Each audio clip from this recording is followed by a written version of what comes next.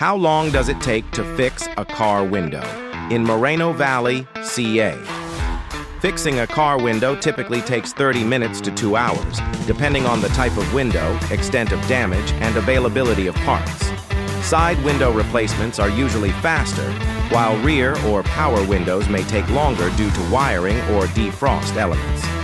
Mobile repair services often complete the job within an hour at your location. Moreno Valley Auto Glass is known for fast, efficient window repairs, often completing replacements in under an hour. Whether it's a shattered side window or a stuck power window, their technicians arrive fully equipped and handle most jobs on site.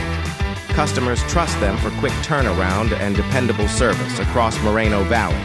For mobile service, contact Moreno Valley Mobile Auto Glass at 951-268-2771 or visit MorenoValleyMobileAutoglass.com.